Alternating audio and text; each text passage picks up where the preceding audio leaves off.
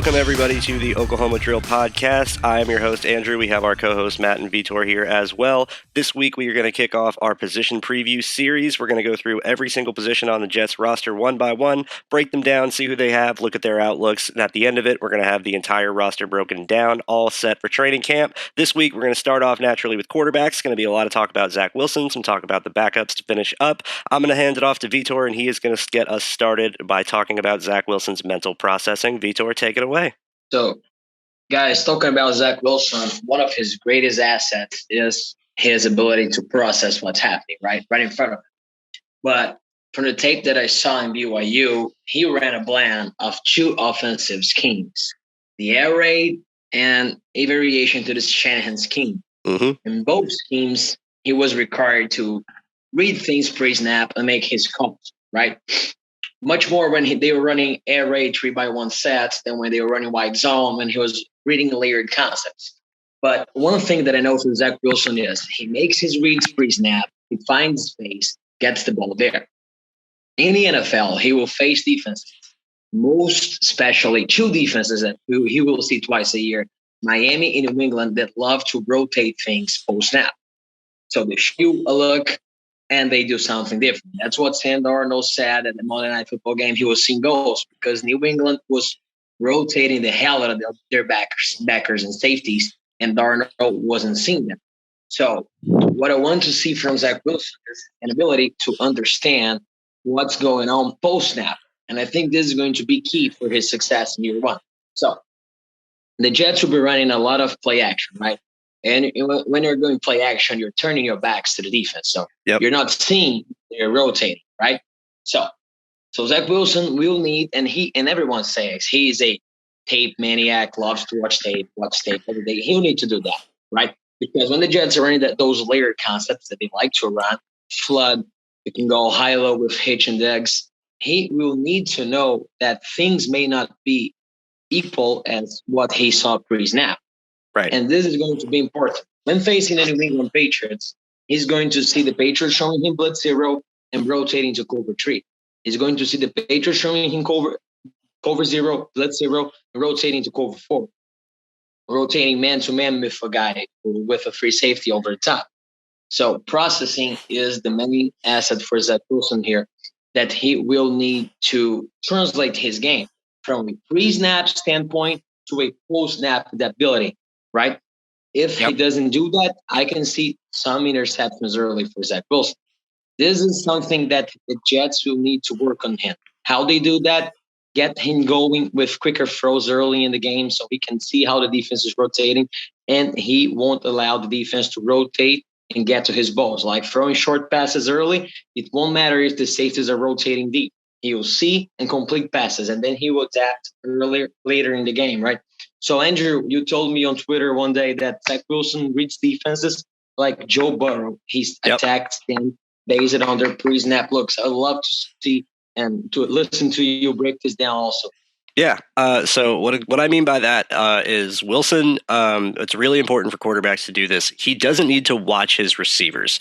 And what I mean by that is he knows where his receiver is supposed to be and when, based on the timing of the play, and knows what spot he has to throw the ball to make a completion. He's not looking at a receiver off the line and going, I'm watching to see if you break open. I know you're supposed to be here at 2.2 seconds into the play when my foot hits its fifth step and I'm starting to throw. You should be right on the inside. He knows that. And so he doesn't waste time looking at what's happening in front of him. His eyes go straight to the safeties as soon as the ball is snapped. If he's not doing a play action like you're saying, as soon as the ball is snapped, his eyes go to the safeties and he looks for rotation. And based on the rotation of the safeties, he makes an educated guess on what coverage he thinks is happening, knows where his receivers are going to be, and just picks where there's going to be the most space to throw the ball. So if you have, like for instance, Vitor, like you're saying, where if it's a coverage rotation post-snap, where the Steelers do one in particular that I put in, that I see a lot where they start in single high, it looks like robber, and then they rotate to cover 2, and it's basically a Tampa 2, and their strong safety bails out and goes and brackets to the outside to Tampa 2, where if that were to happen with Wilson, he would see that, and if he knew he had a post route coming and that safety is going to be going the opposite direction from it, then he's going to just hold the safety deep with the eyes and then throw in the space where he isn't and hope the guy runs in there, runs under it to meet him. And Joe Burrow did the same thing at LSU. And it's what made him so good against teams like Alabama that run a lot of tricky coverages, is because it kind of doesn't matter what coverage you're running, as long as he's just going to throw to where your guys aren't covering on that particular coverage if he has a receiver going into that area. Exactly. That's it. The one thing about processing that I love to see from Zach here, I think you guys will agree with me here, that he didn't face many blitz, like heavy blitz situations in college, right? And when he did, his line used it to hold. In the NFL, you won't see that. You need to think quicker. When the Jets will be facing 35 plus yards many times this season, and that's when the quarterback needs to think quicker, right? His pre-snap and his post-snap, they basically happen at the same time. Pre-snap, you see something, post-snap, defense comes, he needs to adapt quickly. So this is something that I'm willing to see if the Jet staff will do some vanilla stuff for Zach. Like, hey, if try to pick a matchup, try to go one-on-one, get your easier matchup, go there. If things don't break your way, don't worry, take your sack, throw it away. I really want to see that happen, or see if Zach shows off in training camp like, hey, guys, I picked up the playbook. I'm going to burn this defense by this way. I know how to face splits by this way. From to this guy, this is my hot. If this hot gets covered, I have this option. I think this is going to be really interesting early in Zach's career. What's new for him, right? Adapting to cover rotations, blitzes, overloads. I'm really excited to see how Zach handles that. Yeah, I think it's really important that we have a quarterback now that was able to master his offense in college. And we talked about this with Sherwood, how he knew what he was doing. Yep. He fit in his defense. He knew his role. He knew everybody else's role. Yep. And how that allowed him to just, perform. All he had to do was do what he needed to do. Yep. And it's like that with Zach. He was able to master his offense, and he knew what he needed to do. It just came down to him performing. And he did it a lot more than he didn't.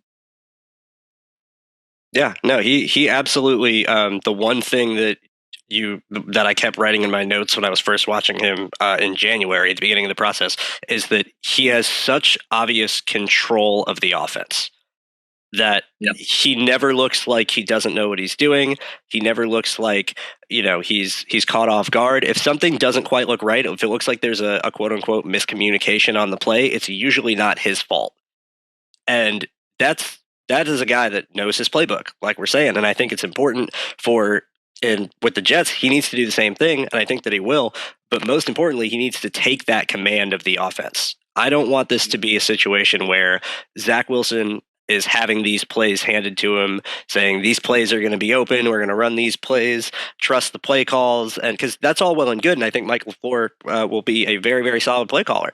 But at some point, it's the difference between a good quarterback and a great quarterback is the great quarterbacks, when they're actually on the field, they can see something they like pre-snap and have the control and the confidence to go, I'm going to make it happen because I know that I can and I know what I'm seeing, and then execute. And I want to see Zach Wilson take the step to do that. If it happens as a rookie, we got something really special.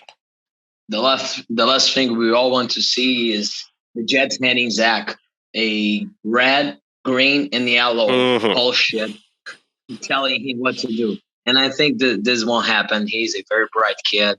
He'll pick up the playbook from day one. I think we'll see some reports in training camp like Zach Wilson impresses teammates, staff by knowing everything he needs to do, those kind of stuff. Yeah. I think this will separate him from Sam Darnold as well. Because in times it felt like Sam Darnold was just trying to play within a system that he never made his own. But I feel like Zach Wilson will be able to make this his system, and he'll flourish in. Yeah, I mean, we've already seen him do it. And I think that's a really important thing to understand. We talked about it when we were breaking down the difference between him and Fields, is we all thought Fields would be capable of learning a playbook. but Zach Wilson's just already called the plays. So we have evidence that he knows this playbook and he knows how to execute it well. A good majority, like Vitor said at the beginning, it's half air raid, half Shanahan wide zone West Coast. But a lot of air raid concepts are NFL concepts now too.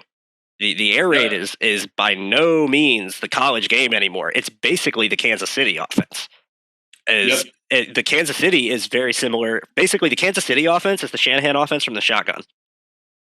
And it's zone concepts and quick passes underneath with air raid concepts deep. It's going to be a similar type of scheme in New York. And we know that he knows how to make the reads and that he knows how to understand the timing of the play. And he knows when I have to make this throw to get the ball there on time and accurately to beat this coverage or whatever he might see.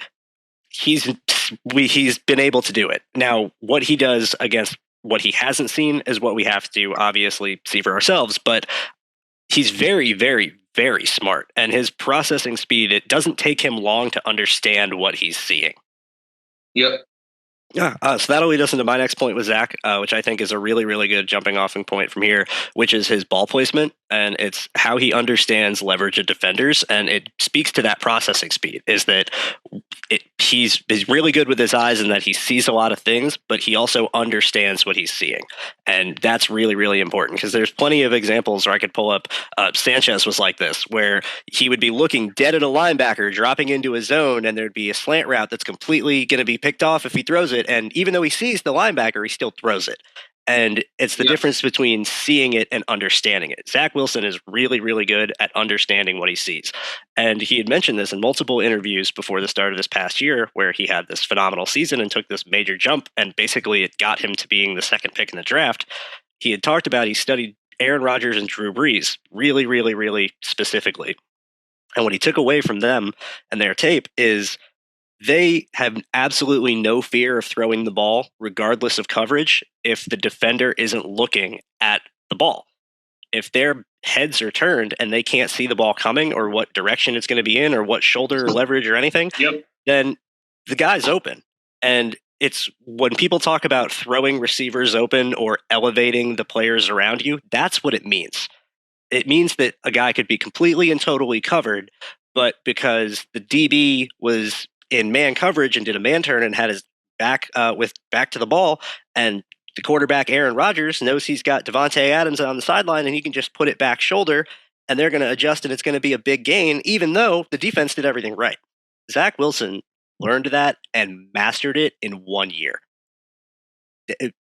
In 1 year, he said, this is something that I want to learn to do, that it's really, really important, that I think I could make a part of my game. And he was the best quarterback at it in this entire draft. Like, it wasn't even close. His ball placement and understanding of leverage and his ability to throw players open was my favorite thing about his game. It was the highest graded trait he had for me, like even over his arm strength. It was his ball placement and his ability to just basically make any throw capable is unparalleled. It's the great equalizer.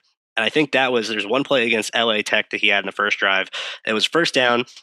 They call play action boot concept where he's got two receiver and a tight end to the left, and he's got Dax Milne running a go route to the right, and they call the boot, and he looks to the left because he's got on a deeper out receiver, he's running a short stop route, and he looks to the left, and a guy drops out, fakes, rushing and drops into the zone, immediately turns off of it, comes over to the boot, knows he's got safeties bracketing covering the boot, so he rolls out to the right, and Dax Milne's one-on-one down the sideline with a corner who had to pick him up in zone and now has his back turned. Wilson just on the run, both feet in the air, just flicks the ball 40 yards, puts it perfectly outside back shoulder. Dax catches it, taps his 2 feet down. It's a big play before they go in and score like 2 plays later. And it was everything you wanted to see in an NFL quarterback in that one rep. It was the defense did everything right. They shut down his first read. They shut down his second read. His third read was covered. He made a 35-yard gain anyway and just did it like it was nothing. Yeah, he did that often, right? Yeah. I had a coach when I was 13. He the first day of practice, I threw an interception because I was late on a go route, and then he said, "Don't be late. If the cornerback turns his back, just throw it. Just throw it. He won't pick you off. Just throw it." He will pick you off if you wait for him to turn. And that's what Zach did basically in every go route to Dax Milne.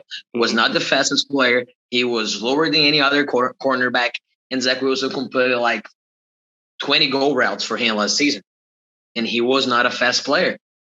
You know, another thing that I like about Zach's ball placement is his ability to change the ball speed through intermediate routes.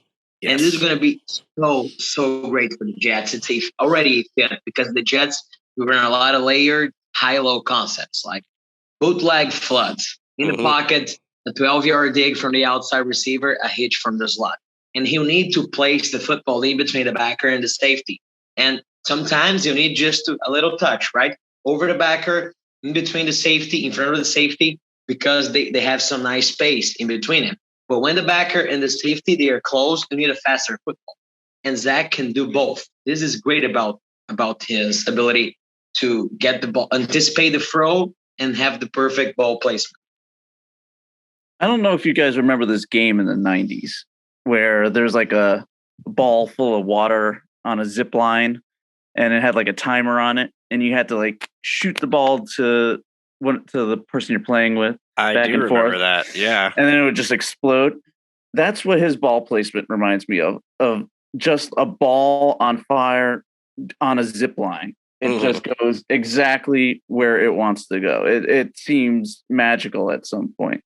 Yeah. I don't understand how he's able to do it so consistently, but I'm glad he can. And it's a thing to see. And I don't know if anybody else in this QB class was able to do what he could do with ball placement. In fact, I know they can. Not even close, in my opinion. Justin Fields was really, really good at it too, but only on short routes and deep routes. His intermediate needed a little work. It did, yes. But those back shoulder passes that I saw him do with Max, it was. I would always just like have my jaw open just a little bit more each time he threw those passes. Yeah, one of my in my notes for him when I was getting through comps, one of my comps that I wrote down was Steph Curry. Yeah. It just picks a shot from anywhere and it just goes where he wants it to. And a quick release, right? Yeah, right. Yeah, exactly. It's just a pistol firing. Doesn't matter. Yeah. Those back shoulders are really amazing to me because the Jets are going to have two guys. I know Denzel Mims ran a sub for 440, but both him and Corey Davis are not those burner types of outside receivers, right? So I can see Zach abusing off the back shoulder with these guys. Just abusing. Yes. Thank you, Vitor, for bringing this up because I completely would have forgotten. Denzel Mims is about to explode. If you want to talk about a player to bet on for this coming season, for who's going to be, I think Elijah Moore is going to have his, fair share of being Wilson's favorite target, but he is going to absolutely freaking love Denzel Mims because if Denzel Mims is on the sideline, it doesn't matter who's on him, he's open.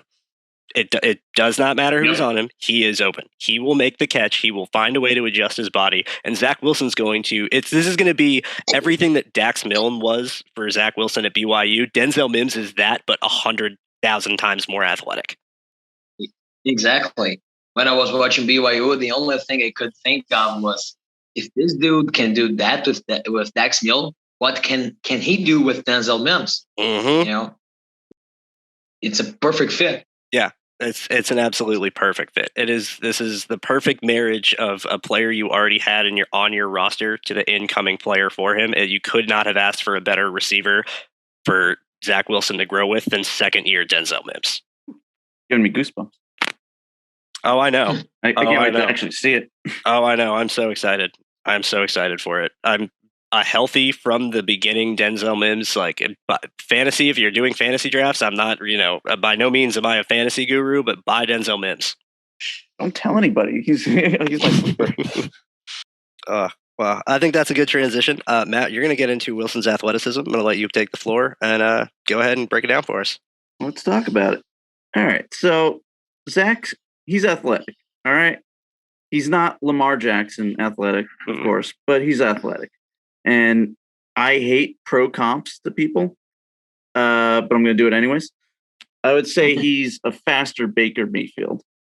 He's athletic enough to make plays out of the structure, and you can design some runs for him. His athleticism isn't so good that you want him getting a hefty load of runs though, because I don't know if he can handle it. I don't think his body can handle that kind of punishment. And I'd like him to avoid those hits if possible. I'm not saying we shouldn't design some plays, because I think we definitely should. Because we got to keep defenses honest. And his athletic ability will allow us to do that. Now, if Lamar Jackson is averaging, I don't know, like 100 or so designed rushing attempts this season, I'd probably want Wilson at around 35 to 40. Because, again, I don't think his body can handle much more than that. Until he can prove otherwise, I am going to side on caution. One design play I think would work very well with him is using Elijah Moore. I think we should have him do some fake jet sweeps, and then just have AVT pull and have Wilson follow him right into the end zone. Ooh, little counter play off a little counter option, yeah. Okay. And then we can even build off of that. We can run that same exact play and make it a pop pass. Maybe have Crowder or Corey Davis streaking on a crosser. The throwback screen to Elijah Moore off the motion. Exactly. We could do that as well. I mean, all those linebackers are going to be stuck on Moore. This is why they drafted Elijah Moore, by the way. Like, as a quick side note, like everything we were talking about pre-draft of they need their gadget guy, they need their decoy, they got him. They got him. He's going to do so much even when he's not getting the ball. Yes. And I think that's going to play into the run game with Wilson. Mm-hmm. Because he's got the straight line speed to beat linebackers to their spot. And he could do this on draws. He could do this on counters. He could do this on RPOs. We've got options. Of course, like I said before, I wouldn't do more than maybe like 3 of these a game.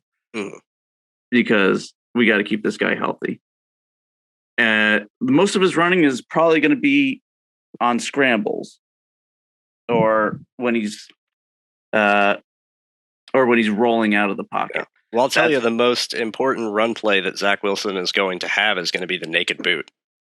Oh, those naked boots! Those are... He just has to be fast enough to be a threat on the naked boot first and foremost, which he is. Which he already. That's not even a question. The only thing he really needs to work on is play fakes, because his play fake at BYU was absolutely horrible. Yeah. There were times, however, I want to interject. There were times where BYU would design their running back to go the wrong way on purpose. Was that on purpose? I was wondering that. Yes, he's backside in protection. Yes, he's going. Yeah, so if you think about it, if you think of like the pistol stretch play action that they run all the time, if he's running that to the left, the running back goes out to the right because the right tackle is like cutting up on the run play to make it look like it's more of a run play. So the running back comes out backside, and they'll also leak him out the backside as like if the defense flows because they just see the offensive lineman. Sometimes it's the running back. Don't get me wrong. There are times where Wilson just goes the wrong way.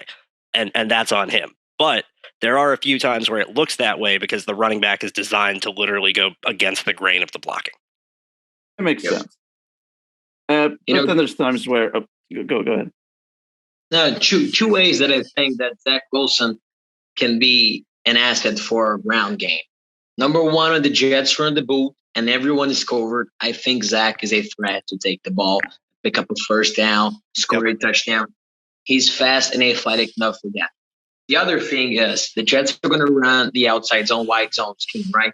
And they don't have a great tight end group right now. So you can see this team running the wide zone a lot from the gun. And when you run outside zone, wide zone from the gun, your backside tackle, he just lets the backside edge free. When you don't have a quarterback that can pull the ball on your option, the backside edge has a day. He has a free lane to the running back. Zach Wilson can be a guy that can just push the ball and run 2 or 3 times a game and make the backside edge make him honest, right? Don't let him just shoot the gap and attack the run. And this is something that the Jets will get from Zach Wilson that the 49ers did not have Jimmy Garoppolo. They usually had their backside tackle thinking quite a bit on the backside edge, because if he didn't do so, there would be a tackle for a loss. This is something that I really think Zach can help the Jets ground game. Pull the ball twice a game. Get the ball twice a game. Make this backside edge defender honest, and go from there.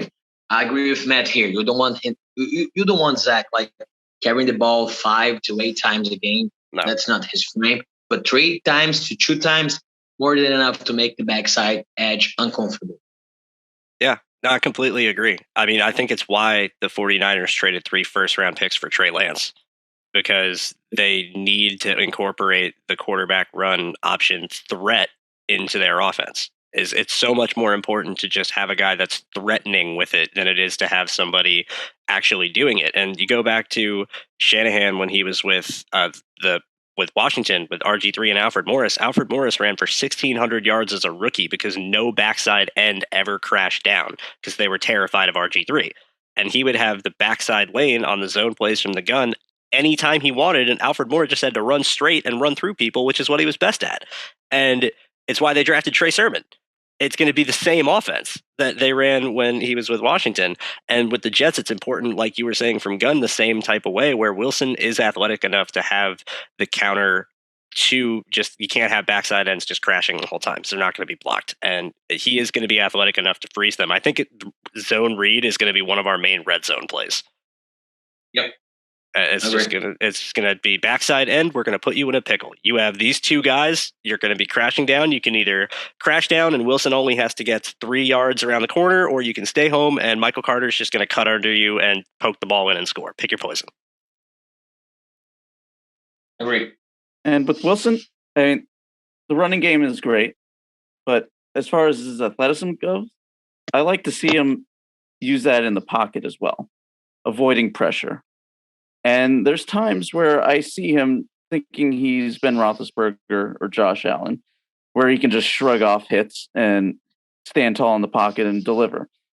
And I'd like to see him use it more outside of the structure of the plays, because sometimes he will take those hits in the pocket when he doesn't need to. And sometimes it leads to errant throws as well. I want to see him use what I know he has and what he can do. He just needs the confidence to use it more. Yeah, I agree. I agree. I would like to see him. It's like we talked about. We birthed him down before. We want to see him be more deliberate. And we want to, in the pocket at least, he's very deliberate through his reads. And when he has a guy open, it's there. But we just want to see him be a little more deliberate in his pocket movement and a little more not so comfortable. When you have a great offensive line, it's great to be comfortable. But the Jets' offensive line is going to be improved, but it's not going to be nearly the quality it was that BYU's was against the players they were facing. And he's going to have to speed up that internal clock and learn to deal with guys around him more. The good thing is, I think with a guy like Wilson that can, there's another point to his athleticism in a different way, his arm is so flexible and he can make throws from any platform at any angle that he can adjust in the pocket and make a sidearm throw if he has to, if a guy's covered, or go over the top on one play. And he's very, very malleable with his body like that. And it's kind of why I gave him the Steph Curry comp, because it was like, it doesn't matter if he's covered or if he has to duck around somebody. And it's just, I'll adjust what I have to, make a flick, and then the ball's going to go where I need it to go. And we just want to see him do that more. And one big step from 2019 to 2020, in 2019, you'd see him try to make these throws and they would probably end up being picked off. I feel like in 2020 he had a little bit more presence. He had a little bit more know-it-all to where he was and where everybody else was on the field. So you see a lot more throwaways, or you see a lot more passes to where he knows nobody's going to pick it off. Yes. Or you just see completions. You weren't seeing the interceptions anymore, or you weren't seeing the turnover-worthy plays. And that was something that really stuck out to me watching 2019 and 2020. But he's a mobile guy. He's a guy that can really do wonders for us on the move. And then I start looking at the depth on our team and in the quarterback room, and I don't see much at all.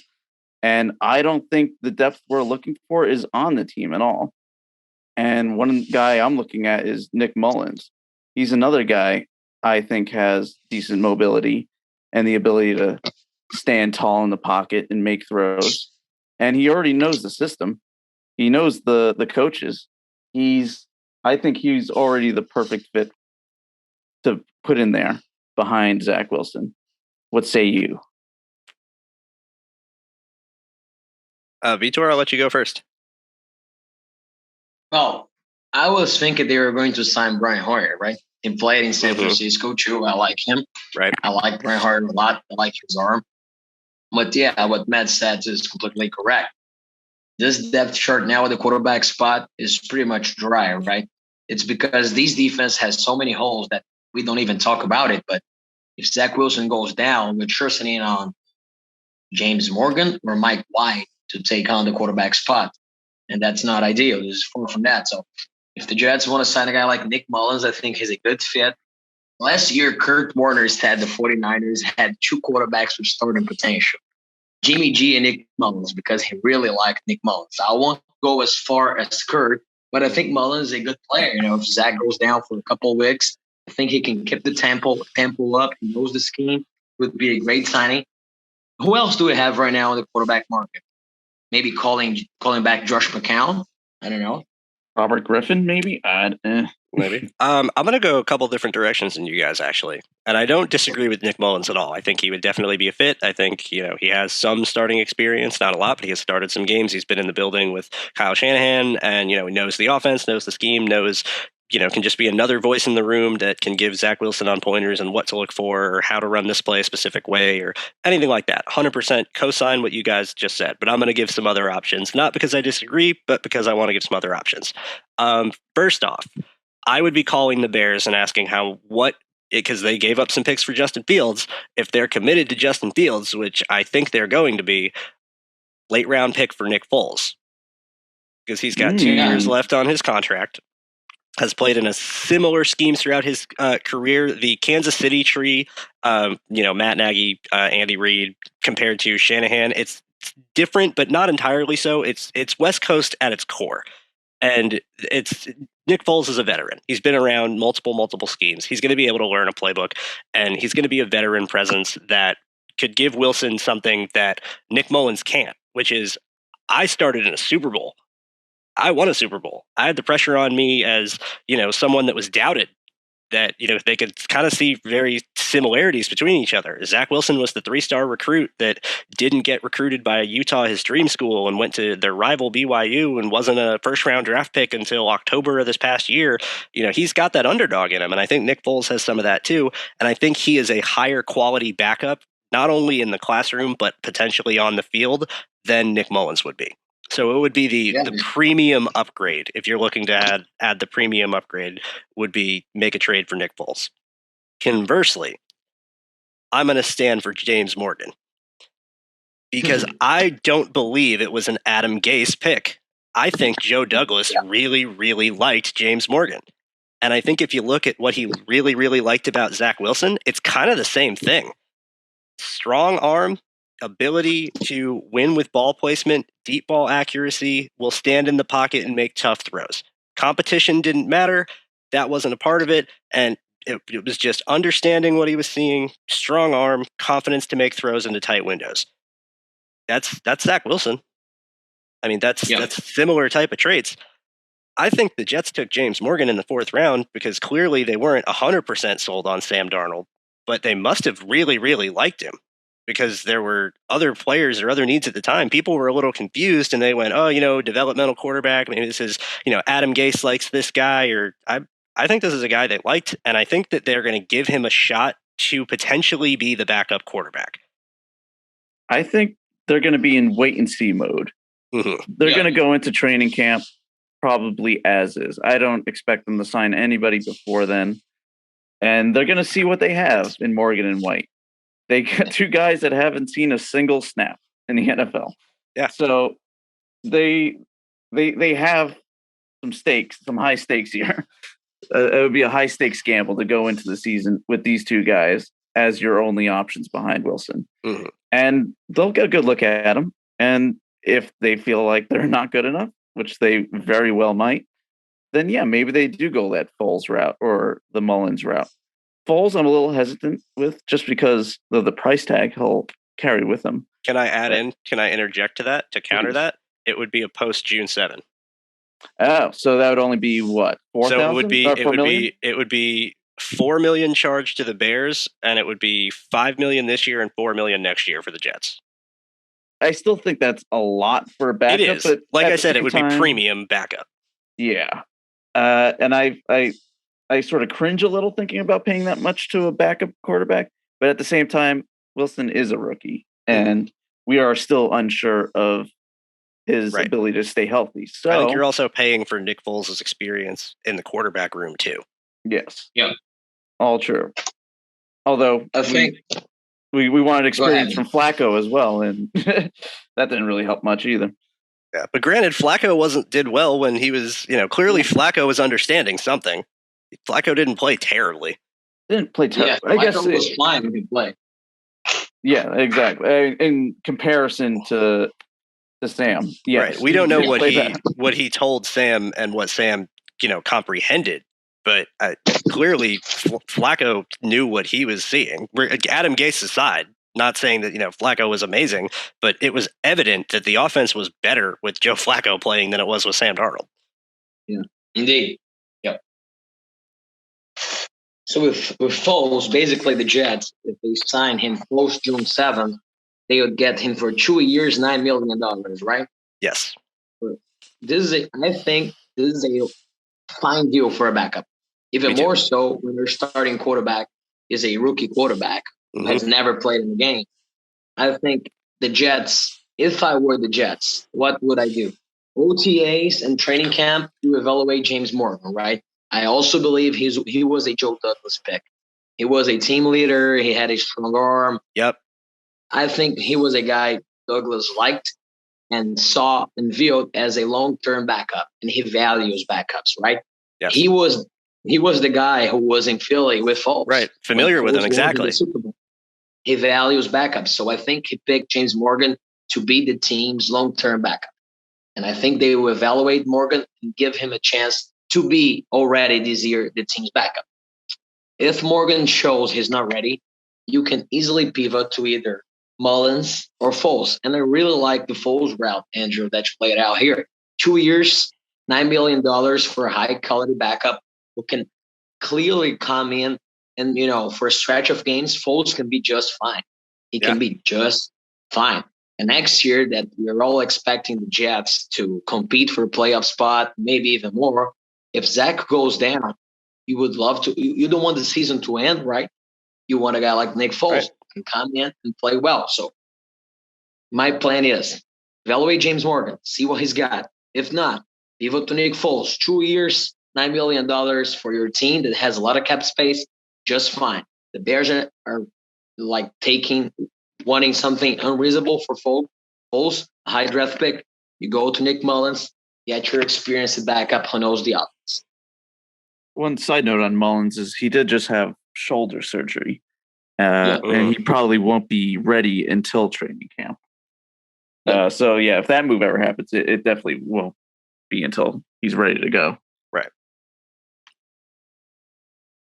But now, do you think the Bears would rather hold on to Foles for that reason? Because they got a rookie quarterback as well. Yeah, or they got Dalton, but who would you rather have as protection?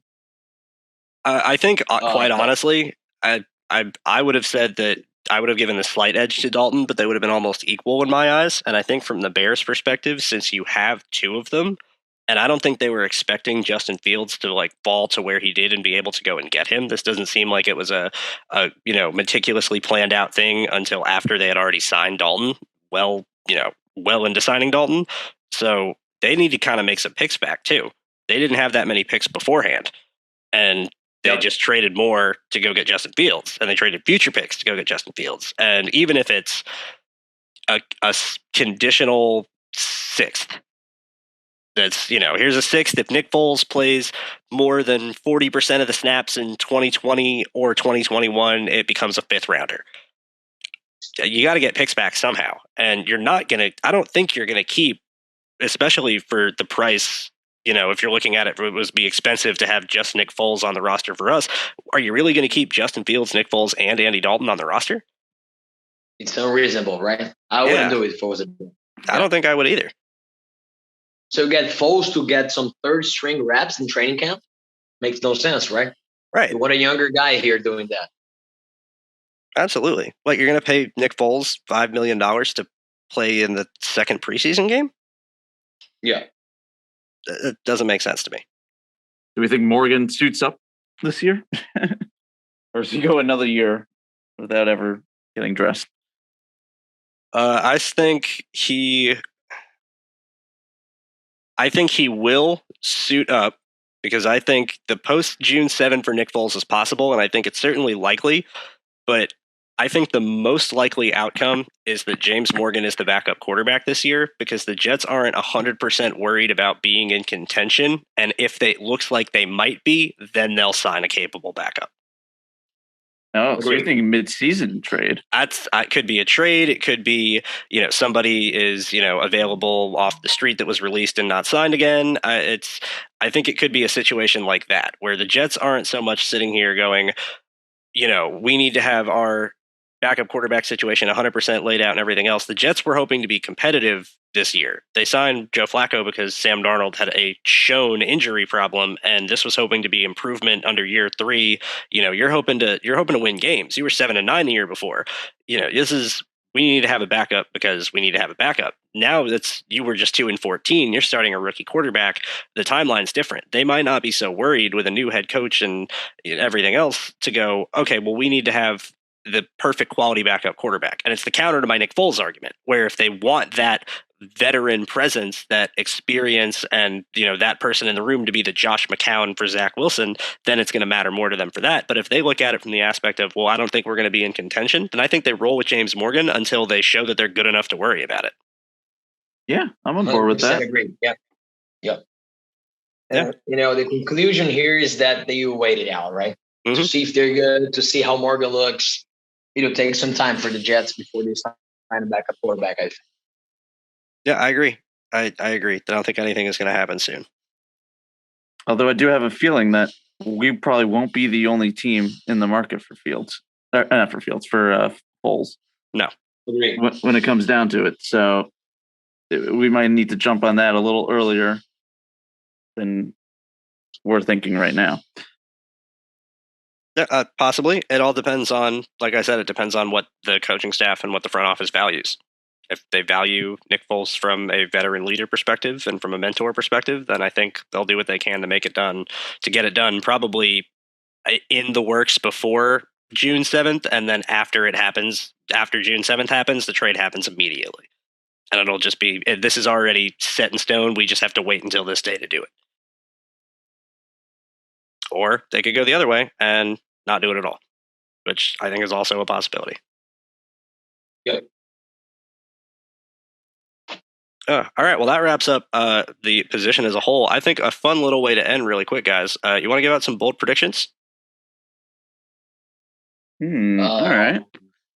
I would say Zach Wilson finishes the year as a top 15 quarterback in passing and in scoring. I will say Zach Wilson wins offensive rookie of. I could see both of those. For sure. I'm going to go slightly related to Zach Wilson, passing game as a whole. Denzel Mims is a Pro Bowler. Oh, I thought you were just doing bold predictions about Will Smith. Yeah, passing game. Passing game. You guys, I'm gonna be completely honest, Matt. You stole mine, but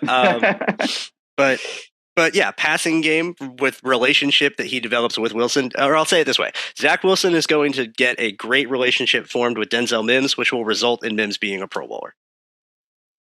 Perfect. I'm on board with that. Yeah, that would be great. Let's do it. All right. Well, that is the first episode of our positional preview, guys. Tune in next week. We are going to be breaking down the wide receivers, conveniently enough. I'm sure Denzel Mims will hear plenty of his name next week. This has been the Oklahoma Drill Podcast. Thank you guys for tuning in. I am Andrew, co-host Matt and Peter here as well. You can find me at AndrewGolden_17. Guys, drop your handles. Call it a day. You can find me on Twitter at ZazzyJets. And you can find me at Vitor Paiva M. Thank you guys for listening, and we will be back next week. Bye-bye.